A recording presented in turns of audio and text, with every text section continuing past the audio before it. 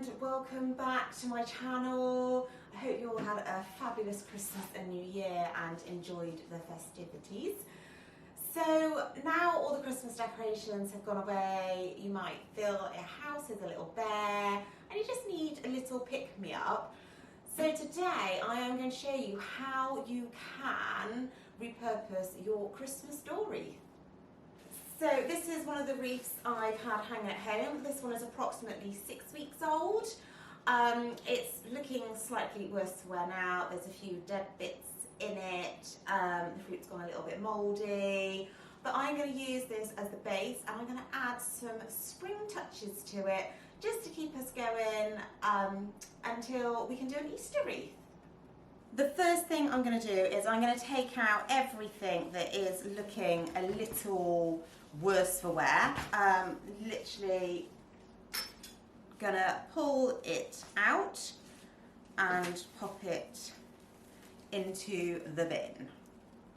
I've now taken everything out of the wreath that was a little bit worse for wear, and we're left with quite a plain base to start with.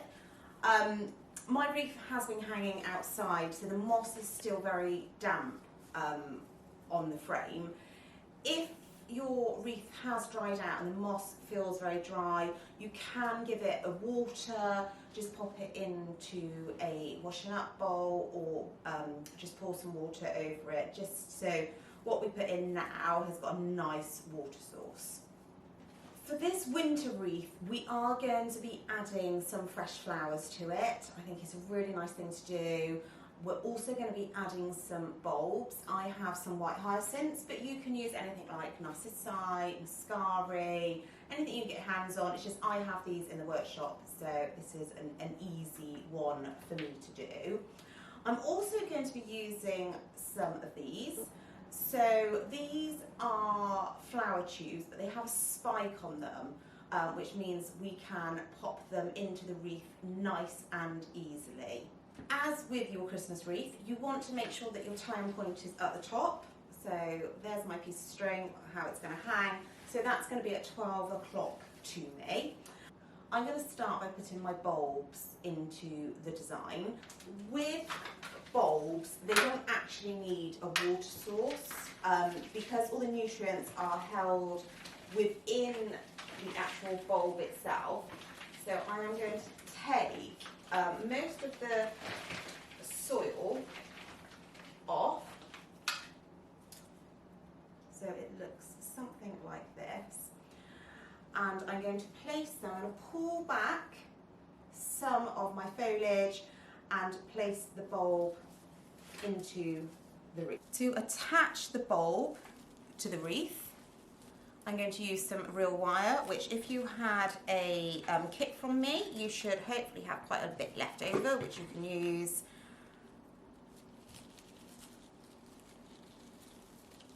And I'm going to go round the top. Now, you don't want to do it so... You don't want to do it so tight that you snap the hyacinth off, but at the same time it is going on a door, so you do need to make sure that it's nice and secure. And then to finish off, I'm going to find the end and just wrap it round a couple of times and snip it off. And then we're going to put the rest of the bulbs on in that way. I've now added all the hyacinth bulbs to my wreath. So I've only got 3, and they're all going in the same direction. So when they start flowering, it will continue in that kind of Catherine wheel effect. The next thing is to add some cut flowers to your wreath. So as I said previously, we're going to use some of these flower tubes to pop the cut flowers in. I'm just going to take the top off. I have some water here and I'm just going to pop the water in the tube and then put the top back on. So that's going to be my water source. The first flower I'm going to use is a hellebore. I have 3 stems of these, really nice wintry flower. They last really well. You will find that they are growing in the garden. You can use them straight from your garden, or if you can't get cut flowers, you can always buy a potted plant and cut them from the potted plant, plant it, and then you've got it for next year as well. So double whammy. To add them to the tube, I've just cut the stem and I'm going to put it into the flower tube, like so. These spikes are probably a little bit too long, so I'm just going to cut them a little bit shorter. I am now going to put these into the wreath, the same way as when we poked in flowers during the Christmas wreath. With the test tube, it will literally just go straight in. Now, the only thing you need to consider when doing this is that although the caps are very good on these, if they're upside down, they won't hold the water. And as the flower drinks the water, so the stem isn't going to be in the water. So we do need these to kind of be more upright within the wreath.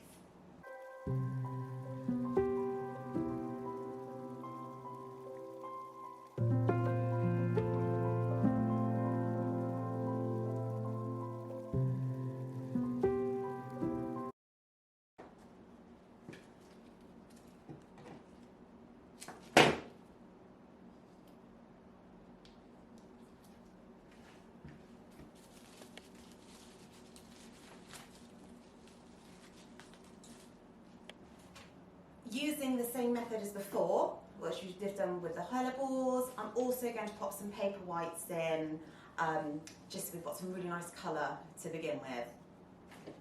I've now added all the cut flowers to the wreath, so we've got hellebores and the paper whites, as well as the hyacinths, and there we go, looking more spring-like already.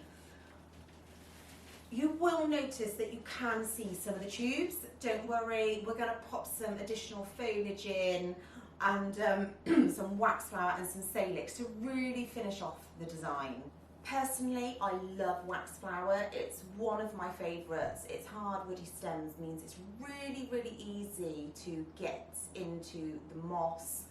It's also got a beautiful lemon scent to it and looks wintry but without being Christmassy. So I'm going to take the waxflower, cut it with a nice sharp point and start to put it into the wreath and distribute it evenly.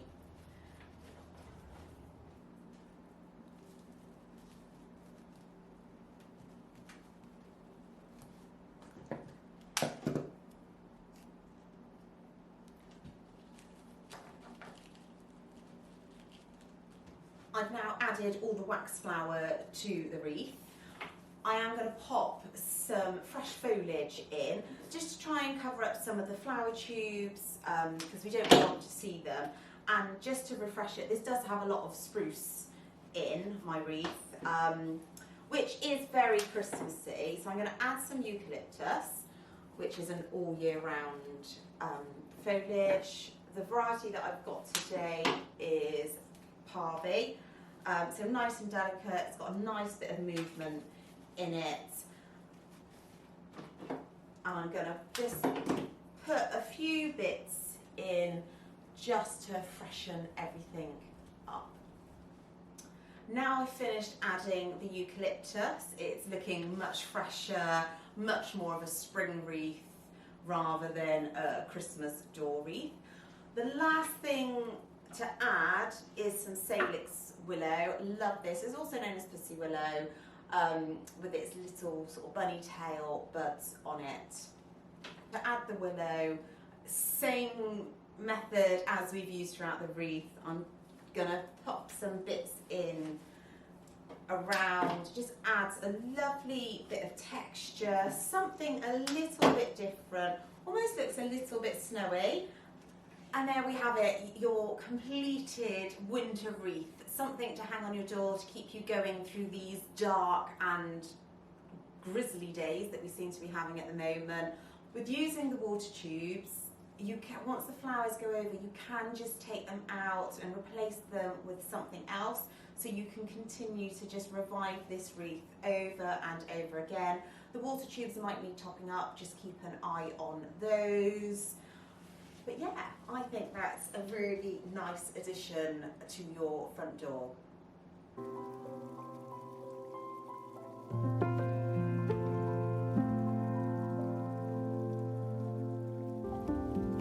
I hope you've enjoyed this tutorial on how to repurpose your Christmas door wreath. It's been lovely to have you here again. If you like the video, please give it a thumbs up. If you like what I'm doing, then subscribe to the channel. You'll be notified of any new videos as and when they are posted. And any comments, I love reading your comments. So if you find this useful, let me know. And I will see you again soon.